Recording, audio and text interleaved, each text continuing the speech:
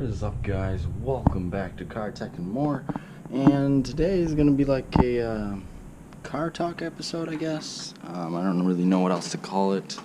Basically, gonna be talking about cars, talking about what I like, what I plan on doing in the future if I can, and just talking cars in general, and specifically probably today is going to be more about Tesla and like Chevy and Ford, that type of stuff. So let's get into it.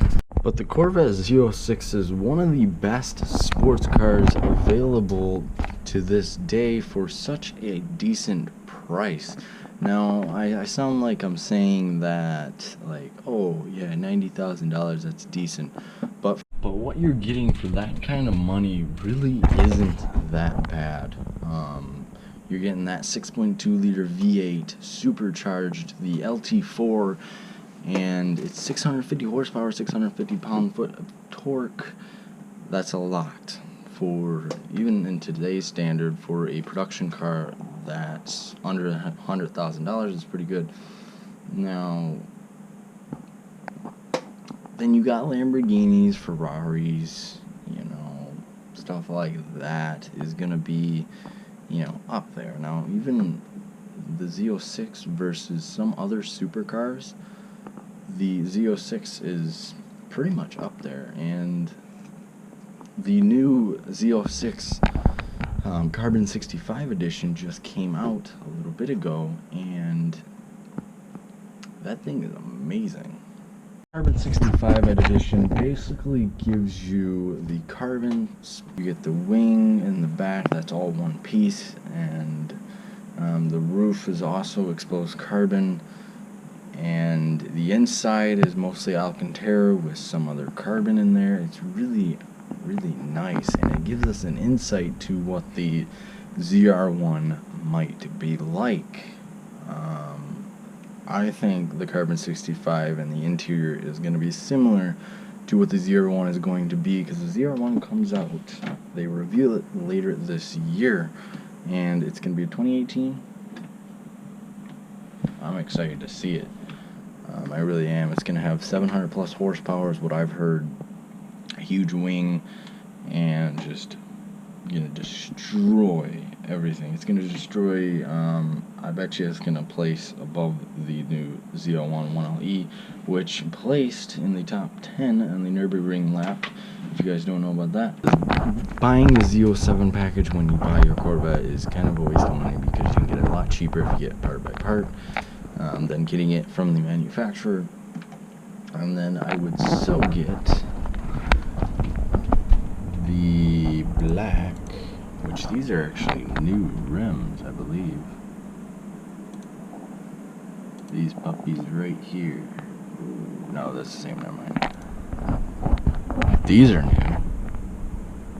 Those are Stingray rims. Why would you want Stingray rims on a Z06? Doesn't that look so good? So good, so good. And then the 7-speed manual, I'd probably have Z06 rims that they came out with. They're pretty sweet, but I'd rather have these, honestly, the ones that are on. Now, currently I own a 2006 Saturn Vue 3.5 liter V6 front wheel drive automatic, and that was my very first car, and it still is my car, and that's what I've been driving, or what I will be driving here in the future. I took the insurance off because I didn't want to drive it around, because I wasn't driving enough and I had nowhere to go, really. So yeah, if that makes sense to you. Anyways, but right now that's what I'm driving now. Maybe in the future, just maybe, I might buy a older C4 Corvette, and I'm thinking around 1988. Probably not any later than that. Not later than the 1890s, because that's where they came. The back of the C4 kind of came out. I don't like that as much as the indented kind, the earlier C4. So that might be something I'm looking into getting in the future. More than likely not, though, because insurances for me would be way ridiculous. But hey. And let's talk Tesla. Oh man, Elon Musk. Oh, them people, they are geniuses. They're amazing. They've come out with a good electric car. Now, unlike the Chevy Volt, I don't even consider it an electric car, to be honest. Like, you get 50 miles of electric, then it switches to gas. What are you going to do with 50 miles? Let's see, go to the store, go to the strip club, go back, maybe go to the mall, go back, then I gotta charge up. Oh wait, shit, I got gas, I'll just use gas. I don't really see the point in it if you're gonna use gas. I actually want myself a fully electric car. Now, right now, there really isn't any fully electric car that's good. And Tesla has been the only one that has actually been able to do that, in my opinion. And their Model S and Model X are amazing. The technology in them is insane that they can do that, like, just the small things. Now, the Model S and the Model X, there's little things like the key fob. You can press a button and it'll open your door for you. That's awesome. Genius. And, like, the Model S, I would love to own me a Model S, but they are so much money. So much money. Oh, let me get out my $20 million to spend on my $150,000 Model S. Yes. Anyways, the Model S, you can spec it all the way up to 150,000 plus. The model I want is 150,000, right around there, with the P100D accelerating in 2.5 seconds, 0 to 60. That is insane. Before the Dodge Demon came out, that was one of the fastest accelerating cars in the world. Yes, but the Dodge Demon obviously put that to rest. Yeah, anyways, so the Model S and X were genius inventions, but they were just too much money. Nobody can afford those. Now, their newest thing is the Model 3. Now, this is where things start to get serious.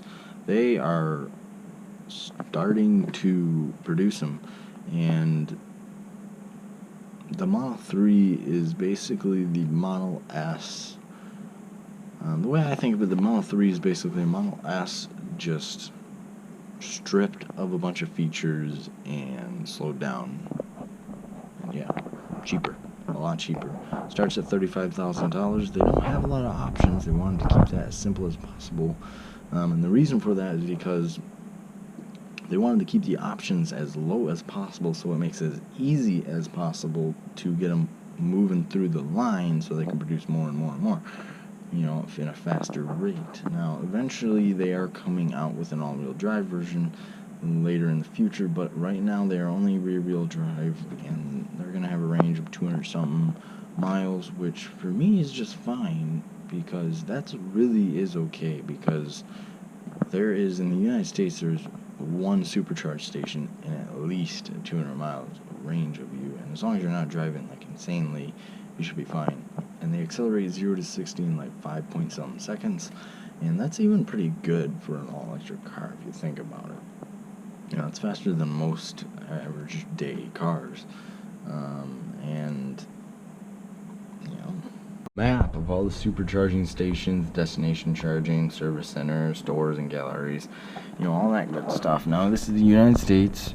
I'm right about over here in this area. I have nothing near me. The nearest one to me is this destination charge station. Let me know what you guys think I should name this, because Car Talk I don't think is quite the right name to name it, because it seems like a lot of people have Car Talk episodes, maybe I could do like fancy, so fancy talk. No. Car talk?